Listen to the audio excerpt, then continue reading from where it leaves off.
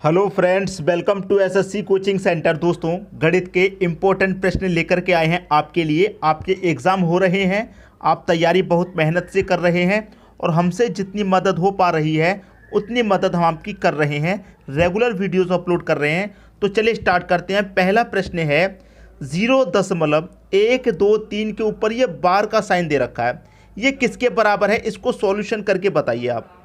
अगर आपको ये बार का मतलब नहीं पता, किस तरीके से इनको हल किया जाता है, ये बात अगर आप नहीं जानते हैं तो फिर आप इन प्रश्नों को सॉल्व नहीं कर पाएंगे और 1 नंबर आपका एग्जाम में छूट जाएगा।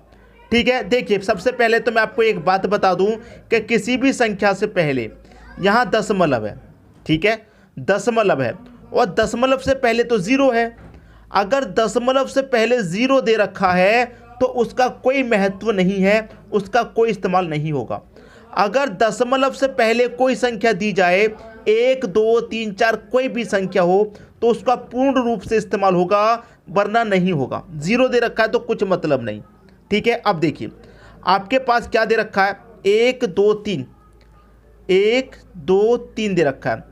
1, 2, 3 तीनों संख्याओं के ऊपर बार है। तो इस बार का मतलब क्या होता है, जिन संख्याओं के ऊपर बार होता है, भाई 1 के ऊपर बार होता तो 1 ही 9 आता बटे में, 2 संख्याओं के ऊपर आता तो बटे में 2 9।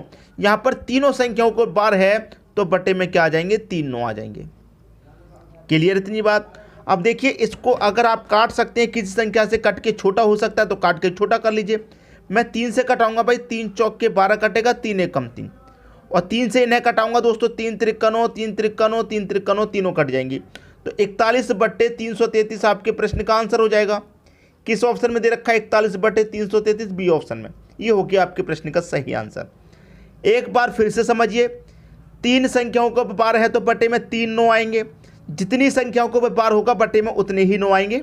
ठीक है, दशमलव से पहले 0 है तो कोई मतलब नहीं। अगर दशमलव से पहले कोई संख्या होगी तो उसको कैसे इस्तेमाल किया जाता है वो हम आपको बताएंगे। ठीक है दोस्तों, अब देखेंगे अगला प्रश्न। अगला प्रश्न है 0.11 के ऊपर बार प्लस 0.22 के ऊपर बार गुने 9 किसके बराबर है? देखिए 11 के ऊपर बार मतलब 1 और 1, ये 2 संख्या है, दोनों के ऊपर बार है। भाई दोनों के ऊपर बार है तो बटे में 2 9, प्लस का साइन है बीच में। 22 मतलब 2 और 2, 2 संख्या दोनों के ऊपर बार है तो बटे में 2 9 आ जाएंगे। क्लियर? गुने कितना, 9। यहाँ भी 99, यहाँ भी 99, एलसीएम कितना आ जाएगा आपका दोस्तों, 99 आ जाएगा। एलसीएम कितना आ गया, 99 आ गया। जब एक ही संख्या नीचे होती है, अगर बीच में प्लस का साइन है तो दोनों को जोड़ लेंगे, अगर माइनस का है तो घटा लेंगे, अगर नीचे दोनों समान संख्या है तो। ठीक है, तो जोड़ लीजिए, 11 + 22 कितना हो जाएगा, ये हो जाएगा 33, और गुने में कितना चल रहा है, 9। ठीक है, 33 से 99 कटेगा 3 बार में, और 3 से 9 कटेगा 3 बार में, तो आपके प्रश्न का आंसर कितना आया? आपके प्रश्न का आंसर आया 3। 3 कहाँ दे रखा है, पहले ऑप्शन में दे रखा है। तो आसान प्रश्न था, इतना कठिन बिल्कुल भी नहीं था कि आपकी समझ में नहीं आया हो। ठीक है दोस्तों, मैं फिर से बता रहा हूँ, दशमलव से पहले 0 है तो हमने काम में नहीं लिया, बिल्कुल भी लिया नहीं लिया। अगर कोई संख्या होती तो उसका इस्तेमाल फिर किया जाता। समझ में आई बात? अब देखेंगे अगला प्रश्न। अगला प्रश्न है यदि 18 की पावर 98 को 17 से भाग दिया जाए तो शेषफल क्या होगा? देखिए दोस्तों, इन प्रश्नों के लिए मैं आपको जो ट्रिक बता रहा हूँ उसे याद रखिएगा। अगर पावर आपको सम दी जाए तो पावर क्या करेंगे, या तो आप 2 लेंगे, पहले 2 पावर लेंगे, 2 से काम नहीं चलेगा, आंसर नहीं निकलेगा, तो फिर 4 लेके देखेंगे। अगर पावर सम है तो, अगर पावर आपकी विषम दी जाए, पावर अगर विषम दी गई है तो पावर पहले 1 लेंगे, 1 से आंसर नहीं आएगा, 3 लेंगे। ठीक है, अब देखिए यहाँ पर क्या कह रहा है कि 18 की पावर 98, यदि 18 की पावर 98 को 17 से भाग दिया जाए तो शेषफल क्या बचेगा? 18 की पावर 98 को क्या करना है, 17 से भाग देना है, यही प्रश्न है। मैंने क्या बताया, अगर पावर सम हो तो पावर पहले 2 रखिए, तो मैं 18 की पावर क्या करूँगा, 2 रखूँगा, भाग कितने से दूंगा, 17 से। अब 18 की पावर 2 का मान कितना होता है, 324 होता है, भाग देना है 17 से। ठीक है, अब मैं 17 से कटाऊंगा तो कितनी बार में कटेगा भाई, 17 एकम 17 कट गया, 17 दूनी 34 होता है तो 32 से ज़्यादा हो जाएगा, 17 एकम 17 कटेगा, कितना बचेगा, 15। 32 में 17 कट गया, 15 बचेगा, 15 में नहीं जाएगा, 4 जोड़ देंगे 54। अब 17 से 54 भाग देंगे तो 17 निम्मा 153 कटेगा। 154 में से 153 तक कट गया तो शेष कितना बचा? एक ही तो शेष बचा। ये आपका आंसर हुआ शेष। शेषफल पूछ रहा था क्या होगा? एक शेष होगा, जो कि सी ऑप्शन में दे रखा है। 17 की टेबल अगर आपको आती है तो कोई प्रॉब्लम आपको हो ही नहीं चाहिए भाई। 17 एकम 17 कट गया, 15 बचेगा, 15 में 4 जोड़ देंगे 154। 17 निम्मा 153 होता है भाई, 154 में से 153 कट गया, एक शेष बचेगा। ये आपके प्रश्न का सही आंसर हो गया। तो मैं उम्मीद करता हूं कि सभी की समझ में अच्छे से प्रश्न आ गया होगा।